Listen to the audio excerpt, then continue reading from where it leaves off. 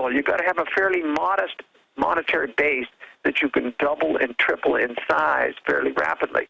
That isn't true with the dollar. We have a monetary base of $200 to $300 trillion. The Fed could print $20 to $30 trillion a month, or a year, and it wouldn't be more than 2 to 3 months of the percent of the money supply.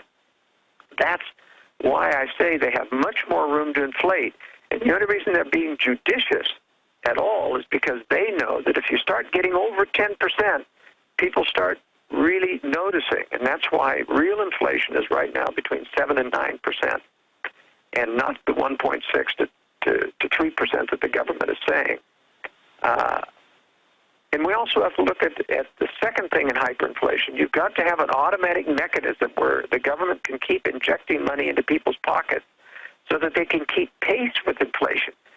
That's the only way you get your Weimar Germany type inflation. The government took over the payment of wages for people, and they kept increasing people's wages to keep pace with the increasing printing of money. That's the only reason you get to carting wheelbarrows full of dollars or marks around. But you see, we don't have that structure. And so if you've got inflation over 15% going to 20%, it still wouldn't be hyperinflation, but it would be enough that people would start to stagnate. They couldn't afford to buy anything. The economy would move into a reverse, even though certain people who are on the receiving end, at government contractors, et cetera, of large doses of money, they could raise their prices. Most people couldn't. You have stagflation. You can't have hyperinflation unless you have those two things. Small monetary base where you continue to double and triple the supplies of the money, which would be very difficult to do even for the Federal Reserve. They don't need to do that.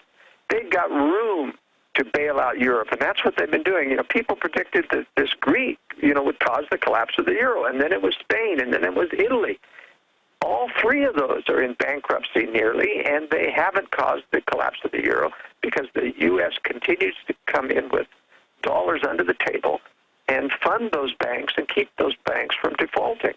Well, Joel, I agree with you, and they're more sophisticated now with their computers and their flash trading and the rest of it. I agree to you to this extent, but the issue is they're human too. They could make a mistake, and we could see some type of serious gyration out of control where it flies off the table. If you look at this like a gyro that they're trying to manage. But I've noticed if you look at the real inflation, it's in Rolex watches, it's in super expensive secure type homes, it's in farmland, it's in